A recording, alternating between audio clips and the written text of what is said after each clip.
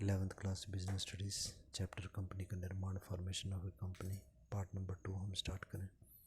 Last time हम लोगों ने स्टार्ट किया था प्रमोटर्स के बारे में, प्रमोटर्स कौन होते हैं। उसके बाद अब इस पार्ट में हम डिस्कस करने जा रहे हैं कि प्रमोटर की डेफिनेशन क्या है। तो न्यायाधीश कॉकबर्न के अनुसार प्रवर्तक प्रमोटर को कहा जाता है वो व्यक्ति जो कि कंपनी को स्टार्ट करते हैं। तो प्रवर्तक वो होते हैं, ये प्रवर्तक वो है जो कि किसी विशेष उद्देश्य के लिए, अब ये कंपनी को बना रहा है तो विशेष उद्देश्य को प्राप्त करने के लिए कंपनी बनाई जाती है। तो विशेष उद्देश्य के लिए कंपनी का निर्माण करने की जिम्मेवारी लेता है और उसको संचालित मतलब चलाना, और उक्त उद्देश्य को, उक्त मतलब जो उद्देश्य बताया गया, उस उद्देश्य को प्राप्त करने के लिए आवश्यक कार्य करने का भार ये अपने ऊपर लेता है। So according to the Justice Cockburn, a promoter is one who undertakes to form the company, undertakes Miller to take the responsibility of a company with reference to the given objective of the company is the reference for which he is forming the company and sets it going and takes the necessary step to accomplish that purpose. That purpose means that objective accomplishes to finish, to achieve that target. ठीक है, तो इसका मतलब ये हुआ कि जो है कंपनी का एक टारगेट हम लोगों ने बनाया, एक उद्देश्य हम लोगों ने बनाया, उसके लिए उस टारगेट को अचीव करने के लिए, उस पर्पस को अकम्प्लिश करने के लिए ये कंपनी का निर्माण करता है। अगला है प्रवर्तकों का योगदान एवं कार्य, और द रोल और the functions of the promoter, क्या काम किया करते हैं प्रमोटर्स। तो पहला व्यवसाय बारे योजना बनाना और उसे पूरा करने का प्रयत्न करना। ये बिजनेस को के लिए योजना बनाते हैं, प्लान करते हैं और फिर उस उद्देश्य को पूरा करने के लिए पूरी कोशिश करते हैं। They prepare to plan for the business and try to execute it. Second है संस्था बारे आकार, कि हमारी कंपनी जो है वो किस आकार की होगी, किस स्थान पर होगी, कितना वित्त मतलब पैसा उसमें लगेगा, कच्चा माल कहाँ से आएगा, श्रम मतलब श्रमिक कहाँ से आएंगे, बाजार की सूचना, ये सारी जानकारियाँ इकट्ठी करते हैं। They collect the information regarding the size, place, finance, raw material, labor and the market respect to the organization. Here organization refers to the company. Third point है, यदि विद्यमान व्यवसाय क्रय करना हो तो विक्रेता से बातचीत व ठहराव करना। यदि हम ये चाहते हैं कि हम कोई चली हुई बिजनेस को खरीद लेते हैं तो फिर उस जो बिजनेस को बेचने वाला जो व्यक्ति है या उसका जो ओनर है, मालिक है, उसके साथ एक एग्रीमेंट, ठहराव, कॉन्ट्रैक्ट हम करेंगे। If the company is going to purchase a running business, then making an agreement with the vendor. Part number 4, प्रत्यक्ष संचालकों की नियुक्ति करना। प्रथम संचालक होंगे, प्रथम संचालक कर लीजिएगा इसको वर्ड, ये पृथक नहीं है। तो यहाँ पर प्रथम मतलब जो पहले हमारे डायरेक्टर्स होते हैं, संचालक मीन्स हमारे जो फर्स्ट डायरेक्टर्स होंगे, उनके साथ कॉन्ट्रैक्ट करना, उनको नौकरी पे रखना, उनसे बात करना कि आपको हम ये तनख्वाह देंगे, आपने ये काम करना है इत्यादि। उसके बाद में अगला है हमारा पॉइंट नंबर 5, कंपनी का नाम, मुख्य कार्यालय, उद्देश्य निश्चित करना। To decide the name, head office and the objective of the company, ये निश्चित करते हैं कि हमारी कंपनी का क्या नाम होगा, हेड ऑफिस कहाँ पर होगा, क्या उद्देश्य हमारी कंपनी का होगा, ये डिसाइड करेंगे। 6 पॉइंट है, यदि आवश्यक हो तो अभिगोपन अनुबंध करना। If required then make the underwriting agreement. Underwriting के बारे में लास्ट वीडियो में हमने समझा था। यदि डायरेक्टर्स को लगता है कि हमारी कंपनी जो कि मिनिमम सब्सक्रिप्शन पूरी नहीं हो पाएगी तो ये अंडरराइटर्स या अभिभावकों के साथ अनुबंध या एग्रीमेंट करते हैं ताकि बचे हुए शेयर्स को वो खरीद लें। So if required then they make the underwriting agreement with underwriters. 7 point है, बैंकर, संकेक्षक, दलाल, वैधानिक सलाहकार की नियुक्ति करना, अपॉइंट करना कि हमारे बैंकर्स कौन होंगे। अंकेक्षक होते हैं ऑडिटर्स, जो हमारे अकाउंट को ऑडिट करेंगे वो कौन, चार्टर्ड अकाउंटेंट होगा। दलाल एजेंट्स कौन होंगे, जो हमारी शेयर्स में डील करेंगे। वैधानिक सलाहकार, लीगल एडवाइज़र, अगर हमारे को कोई केस वगैरह चलता है कंपनी का तो कानूनी सलाह हम किस वकील वगैरह से लेंगे। To appoint the bankers, auditors, agents, legal advisers for the company. 8 point है, पार्षद, सीमा नियम, पार्षद अंतर नियम व प्रविण तैयार करना व छपवाना। इनके बारे में हम आगे डिटेल में पढ़ेंगे। हमने पढ़ा था कि 3 मेन डॉक्यूमेंट हमारी कंपनी के होते हैं, memorandum of association, article of association और prospectus. To get prepared and printed memorandum, articles and prospectus of the company. 9 point है, कंपनी का पंजीयन करवाकर सम्मेलन का प्रमाण पत्र प्राप्त करना। To get company registered and get certificate of corporation. हम लोगों ने पढ़ा था कि कंपनी को रजिस्टर करवाया जाता है, कंपनी तो बनती ही तभी है, और रजिस्टर कंपनी को करवाना और उसके बाद में रजिस्ट्रार से सर्टिफिकेट ऑफ इनकॉर्पोरेशन भी लेना। 10th पॉइंट है प्रविवरण को छपवाकर रजिस्ट्रार के सामने प्रस्तुत करना, विज्ञापन करवाना। हम प्रोस्पेक्टस को छपवाते हैं, डिटेल में हम पढ़ेंगे इसके बारे में। प्रोस्पेक्टस के बारे में अभी इतना ही समझ लो, ये विज्ञापन होता है जिससे कि हम लोगों को बोलते हैं कि भाई आप हमारी कंपनी के शेयर खरीदो। तो ये प्रोस्पेक्टस को बनवाते हैं, छपवाते हैं, उसकी एक कॉपी जो होती है फोटोस्टेट कॉपी वो रजिस्ट्रार के पास जमा करवाते हैं, और बाकी जो हमारा प्रोस्पेक्टस होता है उसको अखबार में, मैगज़ीन में, टीवी में प्रकाशित करवाते हैं। 11th पॉइंट है पूंजी निर्गमन की व्यवस्था करना, to arrange for the capital issue. अब पूंजी हमने इशू करनी है, मतलब पूंजी इकट्ठी करनी है, उसके लिए शेयर वगैरह बेचे जाते हैं, तो उसका भी सारा इंतजाम ये करेंगे ताकि शेयर बिकें और हमारे पास पूंजी आए, व्यापार शुरू हो। 12th पॉइंट है विभिन्न पक्षकारों के साथ प्रारंभिक अनुबंध करना, to make preliminary agreement with the various parties. अलग अलग पार्टीज किन से हम कच्चा माल खरीदेंगे, किन को सामान बेचेंगे इत्यादि, उनके साथ प्रारंभिक अनुबंध करना।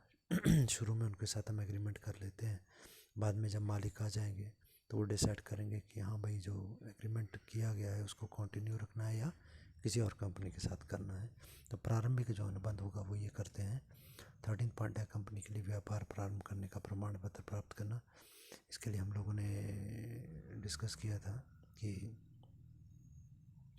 जब कंपनी हमारी अगर पब्लिक कंपनी होती है, सार्वजनिक कंपनी होती है, तो इसके लिए बिज़नेस को शुरू करने के लिए हमें व्यापार प्रारंभ करने का प्रमाण पत्र जो है वो लेना होता है रजिस्ट्रार से, to get the certificate of commencement of business for the company from the registrar. तो रजिस्ट्रार से ये सर्टिफिकेट लेने का काम भी यही करेंगे। 14 पॉइंट है प्रारंभिक व्ययों का भुगतान करना, टू पे द प्रिलिमिनरी एक्सपेंसेस। ये प्रारंभिक व्यय के होते हैं, लास्ट वीडियो में हमने डिस्कस कर लिया था, तो उन खर्चों का भी सारी व्यवस्था यही करेंगे। अगला है कंपनी के लिए अन्य आवश्यक कार्य और भी कोई अगर जरूरी काम होता है, other necessary functions of the company will be perform by this promoters. अगला जो टॉपिक है वो है हमारा basic documents of the company. Company के मुख्य प्रलेख कौन कौन से हैं, ये मेन डॉक्यूमेंट कौन कौन से बनाए जाते हैं, फॉर्म कौन कौन से भरे जाते हैं, मेन आप ये समझें। सबसे पहला जो सबसे इम्पोर्टेंट होता है वो होता है पार्षद सीमा नियम, जिसको इंग्लिश में बोलते हैं memorandum of association. Second number पे आता है पार्षद अंतर्नियम, आर्टिकल्स ऑफ एसोसिएशन। और थर्ड आता है हमारा प्रोस्पेक्टस और स्टेटमेंट इन यूज प्रोस्पेक्टस, प्रविवरण या स्थानांतरण प्रविवरण। सबसे पहले है मेमोरेंडम ऑफ एसोसिएशन या पार्षद सीमा नियम।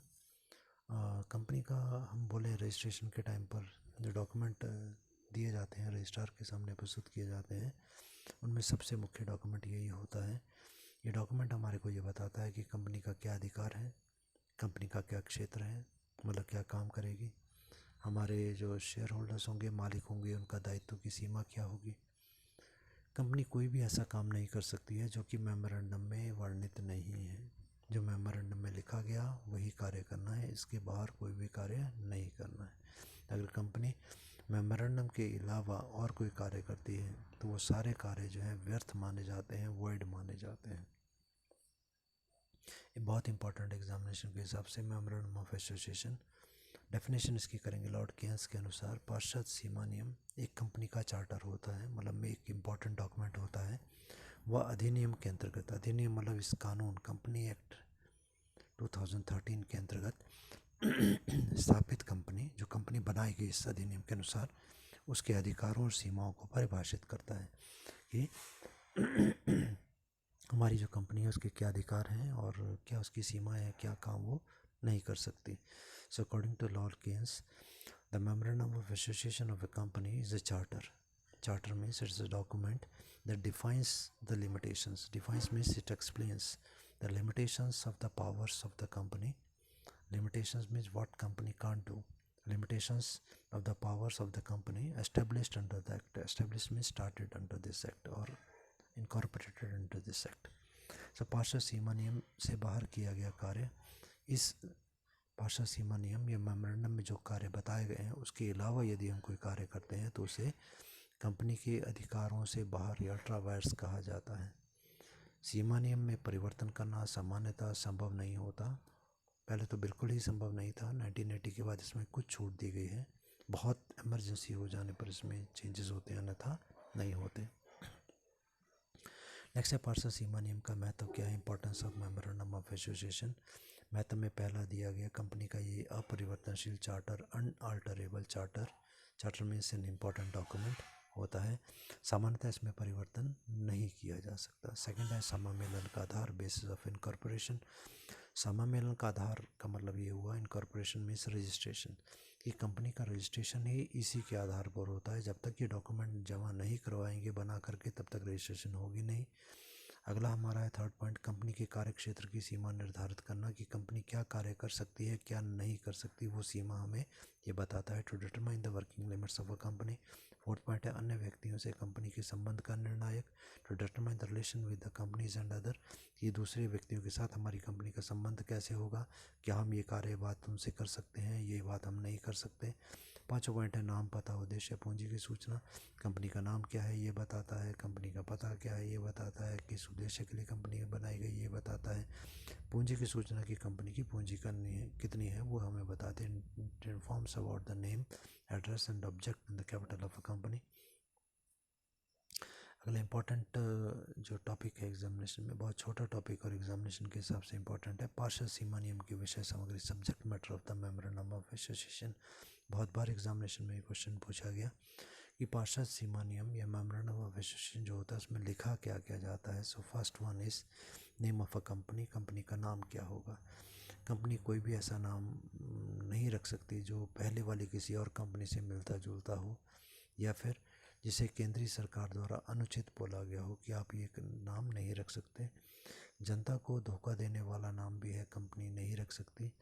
निजी कंपनी के अंत में प्राइवेट लिमिटेड वर्ड यूज़ करना आवश्यक हो जाएगा। और ऐसी कोई कंपनी जिसके की जो मेंबर्स हैं, जिसके जो मालिक हैं, शेयर होल्डर्स हैं, उनका दायित्व, लाइबिलिटी अगर सीमित है, लिमिटेड है, तो उसको अपने नाम के अंत में लिमिटेड वर्ड का यूज़ करना होगा। सेकंड पॉइंट हमारा होता है, सेकंड क्लॉज हमारी है स्थान पंजीकृत कार्यालय वाक्य, सिचुएशन और रजिस्टर्ड ऑफिसर ऑफिस क्लॉज। हमारी कंपनी का हेड ऑफिस, मुख्य पंजीकृत कार्यालय, रजिस्टर्ड ऑफिस, हेड ऑफिस कहाँ पर स्थित है, उसका एड्रेस क्या है वो हमारे को मेंशन करना होगा। थर्ड है कंपनी का उद्देश्य, ऑब्जेक्ट्स, कंपनी किस उद्देश्य को लेकर के बनाई गई वो उद्देश्य भी इसमें लिखा जाएगा। फोर्थ पॉइंट है दायित्व या लाइबिलिटी, हमारी कंपनी के जो मेंबर्स हैं, शेयर होल्डर्स हैं, उन सभी का दायित्व जो है वो लिमिटेड सीमित है, लिमिटेड बाय गारंटी है, किस टाइप की है, अनलिमिटेड है, किस टाइप की है वो हमारे को मेंशन करना होगा। फिफ्थ पॉइंट है पूंजी दायित्व। पूंजी दायित्व का मतलब यहाँ पर ये है कि हमारी कंपनी की जो पूंजी है, कैपिटल है, वो कितनी है। स्पेशली हम नेक्स्ट ईयर डिटेल में पढ़ेंगे, यहाँ पर अभी हम ये समझते हैं कि हमारी कंपनी की जो ऑथोराइज्ड कैपिटल होती है, जिसको हम हिंदी में अधिकृत पूंजी कहते हैं, वो कितनी है। ये वो पूंजी होती है जो कंपनी अपने पूरे जीवन में मैक्सिमम इशू कर पाएगी, उसे ऑथोराइज्ड कैपिटल या अधिकृत पूंजी कहा जाता है। तो वो कितनी है वो भी हमको यहाँ पर लिखना होगा। उसके बाद नेक्स्ट जो आएगा वो है अभी इसमें जो पूंजी वाक्य हम मेंशन करेंगे, ऑथराइज कैपिटल के साथ साथ अंशों का विभाजन भी इसमें हम लिख सकते हैं, कितने टाइप के शेयर हम इशू करेंगे वो भी हम लिख सकते हैं। हाँ, यहाँ पर ये भी ज़रूरी होता है कि डायरेक्टर्स या और जो प्रमोटर्स वगैरह हैं कंपनी के, उन्होंने कितने कितने शेयर खरीदे हैं कंपनी के, वो लिखना ज़रूरी होता है। कम से कम एक शेयर तो उनको लेना ही होगा। सिक्स पॉइंट है संघ या हस्ताक्षर वाक्य, एसोसिएशन क्लॉज। यहाँ पर देखें दो वर्डों का प्रयोग किया, एक संघ, संघ वर्ड एसोसिएशन का मतलब होता है कि हम जिन व्यक्तियों ने इनके ऊपर सिग्नेचर किए, जैसे कि प्राइवेट कंपनी है उसमें कम से कम दो डायरेक्टर्स जो दो मालिक जो हैं वो साइन करेंगे, जो पब्लिक कंपनी है उसमें 7 डायरेक्टर्स जो हैं वो साइन करेंगे। तो ये सभी जब साइन करते हैं तो उसमें ये लिखते हैं कि हम सभी इस संघ का निर्माण करना चाहते हैं। एसोसिएशन मतलब ग्रुप बनाना चाहते हैं, ग्रुप में इस कंपनी जिसमें बहुत सारे व्यक्ति काम करते हैं, तो उसमें मेंशन करते हैं कि हम ये संघ या ग्रुप बनाना चाहते हैं। तो इस और उससे संबंधित जो है वो कार्रवाई हमारी इच्छा है, जब इनकी इच्छा को रिटर्न में वो प्रेजेंट करेंगे तभी रजिस्ट्रार हमारे को ये अधिकार देता है कि ठीक है आप कंपनी को बना सकते हैं।